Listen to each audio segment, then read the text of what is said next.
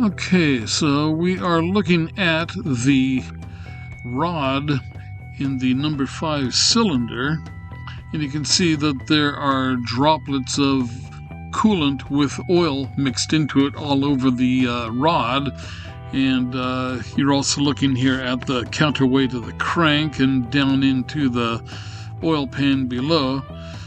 You can see the rod to the side of this rod. There is some shaved off aluminum from the piston.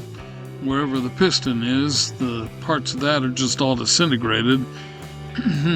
There's a crack in the cylinder wall. You see coolant still dripping down from inside the engine. And this here, that is the top of the rod, and we'll see the wrist pin here in a second. Just give it a second here.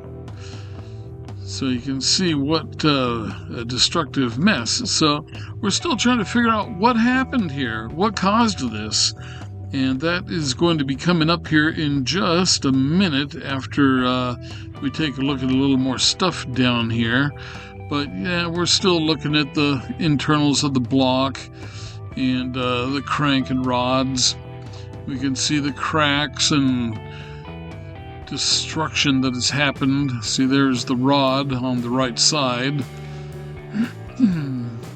So whatever it was caused total destruction in the number 5 piston cylinder. There you see the top of the rod and the wrist pin there. So we're going to pull out of there now, coming out through the spark plug threads and the hole for the spark plug. And there's the top of the engine. Okay, so now I've got a right angle lens on the probe, and you can see there is the intake valve, and it's all chewed up and it's in the open position. So that's just the position of the cam is holding the valve open. But there you go. You can see the exhaust valve has broken. And if you look closely, not right now, but you can see the valve stem that is still in the head.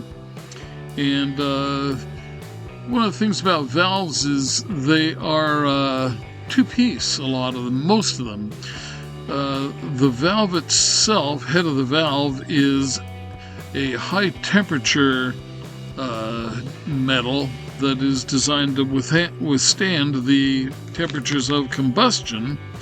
And then the rod of the shaft of the valve is material that is designed for friction. And then the two are welded together either through a spin weld process or through a machine welded process. They are welded together and machined, and you can't really even see where the joint is. But that's what happened, is that weld joint somehow failed.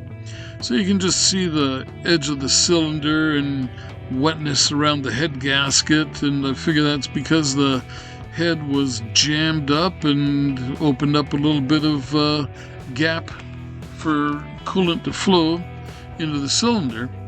So anyway, you can see that the exhaust valve is just gone, and the head of the valve was bouncing around inside of the piston and just striking everything. You can see hundreds of gouges in there. The engine did run for maybe 30 to 40 seconds after this, and everywhere you look you can see the gouges from the disc of the valve being bashed into everything. So it eventually disintegrated the piston, because there is not a trace of the piston left on the rod or in the cylinder. There you can see a piece of twisted aluminum shaved off of something there. Now also we're going to see cracks in the cylinder where the rod was smacking against the cylinder. Let us just wait for a second until we get to that part. We'll see that here in just a few seconds. But yeah, that is just engine devastation. The engine only had maybe 25,000, 30,000 at the tops, and there's just no reason for the valve to have broken on us. At the time, we were doing 68 miles an hour, probably 23 or 2400 RPM in the engine.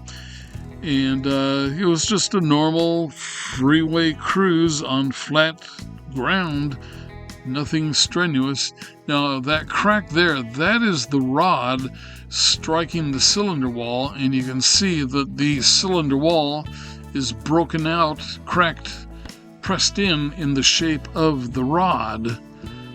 And so you can just see there, you can see the whole both areas now, the rounding at the top and cracking around.